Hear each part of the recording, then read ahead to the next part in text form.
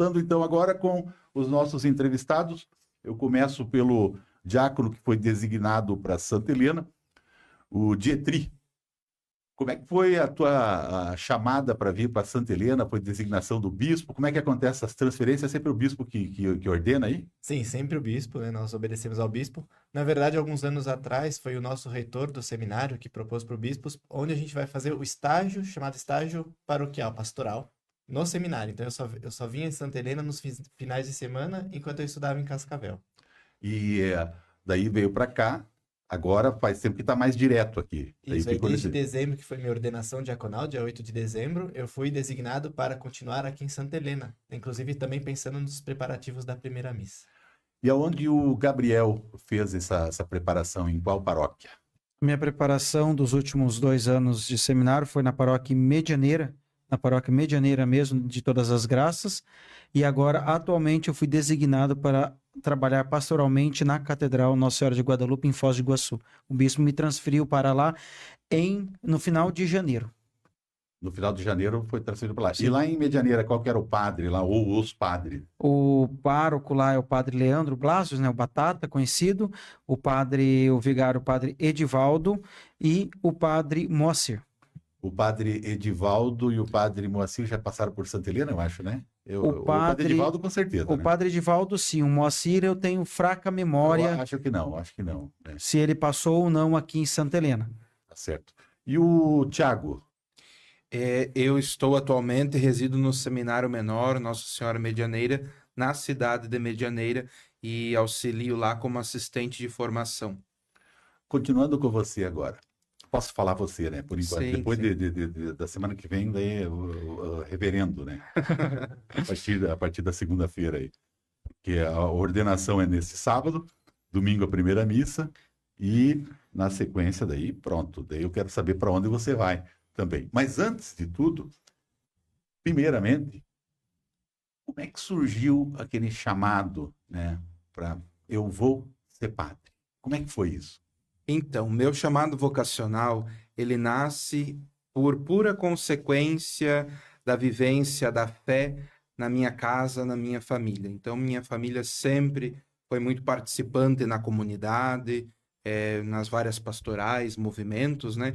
Fui catequizando, obviamente, também depois ajudei na pastoral dos coroinhas, servidores do altar, e a minha vocação foi nascendo nesse ambiente que foi favorecendo o desenvolvimento, o discernimento vocacional. Então, é consequência da vida cristã da minha família, que sempre viveu a fé de uma forma muito bonita, muito concreta, que também tocou o meu coração, assim como vendo a vocação dos padres que passaram na paróquia, tudo isso foi me cativando e dessa forma eu fui descobrindo e discernindo que seria chamado para ser padre. Chegou a ser coroinha? Sim, fui coroinha vários anos, servi lá na comunidade. E dentro da família tem padre ou Não, freira? por incrível que pareça, minha família tem tradição católica, mas não temos nenhum padre, nem irmã religiosa. Há muitos anos, desde que a gente tem informação, não temos. Diácono Gabriel, como é que surgiu? Como é que foi aquela batidinha assim, toque, toque, toque, toque, alô, tô te chamando. Eu senti muito o chamado assim de Deus. Acredito que a vocação desde do berço materno foi gestada, mas aquele chamado, essa batidinha que você fala, foi numa missa enquanto eu escutava o padre pregar. Aí eu senti lá no meu coração que Deus me chamava por um propósito muito maior, muito mais forte. Eu sentia como a sarça ardente, meu coração queimava ao escutar a sua palavra. E eu disse para mim, eu quero aquilo para mim, eu quero pregar a palavra de Deus. Aí foi gestando no seminário, e aí eu senti realmente que essa era a minha vocação. A exemplo do Tiago, você também é de Foz do Iguaçu, Sou né? de Foz do Iguaçu. E foi lá em Foz que você cumpriu todas essas etapas, desde o chamado, entrou no seminário, como é que foi? O chamado, eu fiz os encontros vocacionais. Na época, o seminário ainda era em Foz do Iguaçu, seminário menor. Então, eu fiz o meu propedêutico em Foz do Iguaçu. O seminário de filosofia eu fiz em Francisco Beltrão. E o seminário de teologia eu fiz em Cascavel. Agora, nós vamos conversar com o Dietri, que está aqui em Santa Helena. Você estava lá em São Paulo, eu andei bisbilhotando, entre aspas, a sua vida. Eu vi que você é engenheiro formado, né? Me parece que até tem outra formação aí. Não sei se eu não me lembro direitinho. Como é que você saiu aí de uma profissão, digamos assim, promissora, que é muito desejada pelas pessoas, e parece que um pouquinho já mais tarde recebeu esse chamado aí para servir diretamente a Deus na condição de sacerdote? Bom, o chamado, propriamente dito, aquele momento que eu queria ser padre, eu era bem novo, né? Eu tive uma experiência bonita quando era criança, na catequese, com a Eucaristia, com a presença real de Cristo ali presente, e fui ser coroinha, acólito, e com 17 anos, então eu queria entrar pro seminário. Inclusive, eu vi o Bento XVI celebrar a canonização de Frei Galvão lá em São Paulo, e aquele momento eu falei, não, quero ser padre também. Porém, eu já fazia um cursinho para entrar na faculdade. E entrei em engenharia civil na USP, então não ia pagar nada. O bispo que me acompanhava falou assim: não, vai estudar. Se você tem vocação, quem sabe isso não ajuda o futuro, né? No futuro como padre. E fui estudar. Daí fui estudar, fiz a engenharia, né? Completa. A especialização que eu fiz foi em Madrid, foi na Espanha. Eu consegui uma bolsa Ciências Sem Fronteiras, fui estudar lá. Quando eu fui para Madrid, eu tive bastante encontro assim, pessoal com Deus. Fui em Roma, fui na cidade de Santa Teresa, em Ávila, muito próximo de Madrid. Fui em Lourdes, então foram momentos importantes para minha fé. Quando eu voltei, eu estava certo de assim, entrar para o seminário. E outro detalhe também, lá em Madrid eu comecei a trabalhar com moradores de rua. E eu via como era importante a fé para salvar as pessoas. Era fundamental. E aí eu voltei, querendo entrar para o seminário, mas um padre que me acompanhava falou, vai trabalhar, vê como é o mundo do trabalho, vai te ajudar como sacerdote. Eu fui trabalhar e trabalhei ainda 3 anos como engenheiro. Inclusive, uma das obras que eu fiz, que foi mais longa, 2 anos e meio praticamente, foi um shopping em Canoas, perto de Porto Alegre. E aí eu terminei, lá continuei trabalhando com morador de rua, com algumas situações assim de fronteira, dependente químico, e fui vendo como é importante a fé para salvar as pessoas, né? Para impedir que as pessoas entrem nesse mundo das drogas, da criminalidade, e para que as pessoas sejam de fato felizes, né? Não é o dinheiro, não é... É Cristo que nos faz felizes, é a nossa única esperança. Vivemos o ano santo da esperança, e Cristo é a nossa única esperança. Como é que foi o seu roteiro de estudos de seminário, filosofia, teologia? Ah, ótimo. Então, eu logo entrei em São Paulo, né? No seminário de São Paulo, fiz um ano propedêutico, que todos nós fazemos, que é um ano preparatório, para aprender como é ser seminarista, as orações durante o dia. E iniciei a filosofia lá. São 3 anos, graduação normal, com TCC, provas de filosofia. Depois, eu vim para a Diocese de Foz do Iguaçu, acolhido pelo bispo Dom Sérgio, que era o bispo da região minha, que eu morava lá em São Paulo. Tenho uma amizade boa com ele. E o Espírito Santo me conduziu para cá, e realmente sou muito feliz, né, tendo sido acolhido aqui, onde eu estudei mais 4 anos de teologia, graduação normal, provas. Tenho a prova final, que foi muito difícil, e nós nos unimos ainda mais no estudo, na oração para ir bem nessa prova, e todos foram excelentes aqui, esses meus outros 2 irmãos diáconos. Qual que é a congregação? Tem franciscano, agostiniano, jesuíta. Qual que é a congregação sua? Nós somos diocesanos. Todos né? os 3? Os 3, sim. Os Pertencemos à mesma diocese, somos irmãos de presbitério, né? Chamado assim. Pertencemos à diocese de Foz do Iguaçu, é diocese territorial. Então, da cidade de Foz do Iguaçu até Céu Azul, nós temos... está sob o pastoreio de Dom Sérgio de Deus Borges. Mas não tem um segmento assim, jesuíta ou franciscano ou coisa do gênero? Não, é diocesano. É diocesano, só assim. Então tá bom. Gabriel, quando é que foi, então, o teu roteiro de estudo de graduação, seminário, propedêutico, todos esses detalhes aí? Eu entrei no seminário em 2017, lá em Foz do Iguaçu, ali eu cursei o propedêutico também. E daí, no ano de 2018, eu cursei a filosofia em Francisco Beltrão, então foi 18, 19 e 20 em Francisco Beltrão. 20 a gente estudou online no seminário aqui em Medianeira, porque deu pandemia, então fechou tudo. E do 2021, 22, 23, 24, nós estudamos teologia em Cascavel, no Instituto São João Paulo II. E o nosso amigo Tiago Manuel Gomes, qual foi o teu roteiro de estudo? Então, diferente dos meus 2 irmãos diáconos, eu fiz antes ainda do propedêutico uma experiência inicial que é chamada Seminário Menor, que nós temos ainda aqui na nossa diocese, que é em Medianeira, inclusive lá onde eu trabalho.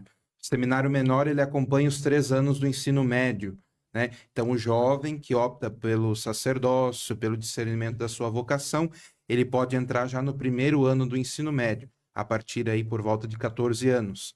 E fiz esses 3 anos de seminário menor, depois propedêutico também, depois filosofia em Francisco Beltrão e também, por fim, a teologia em Cascavel.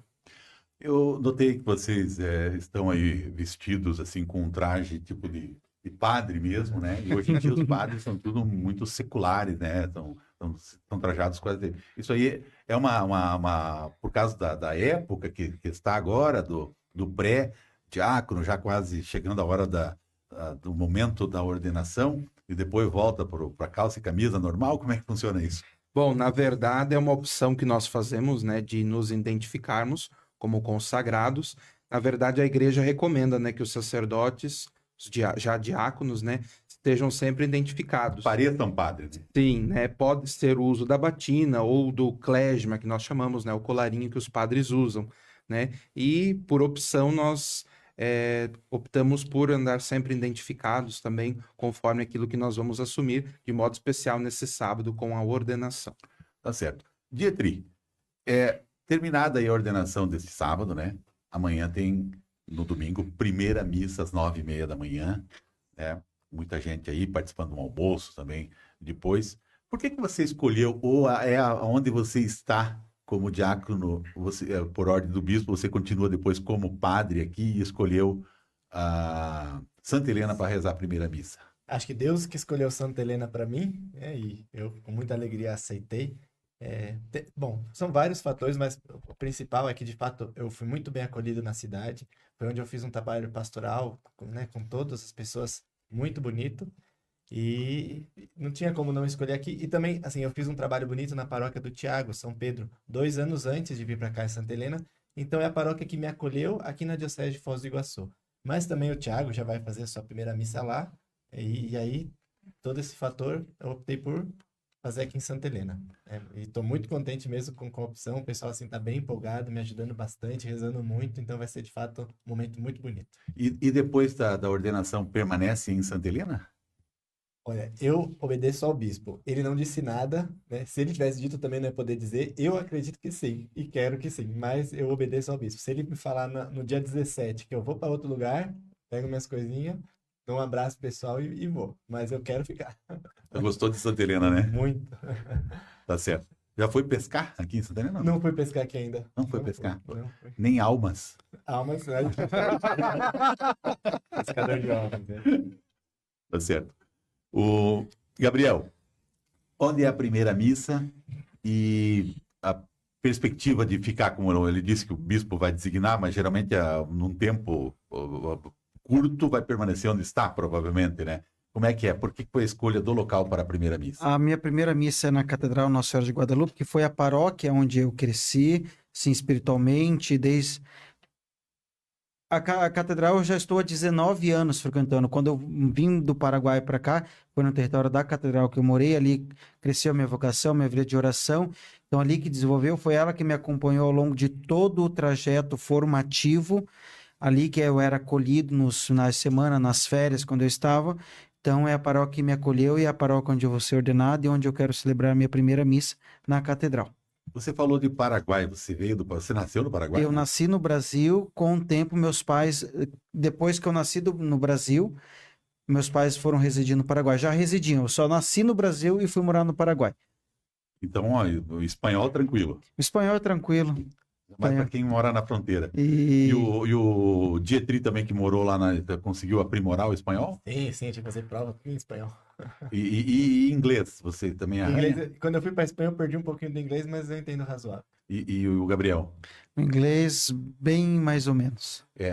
Então, o Gabriel em inglês, mais ou menos, se comunica. Espanhol? Italiano também, que eu morei na Espanha com italianos. Com italiano. Não, eu só tô falando isso porque para ser papa precisa falar pelo menos.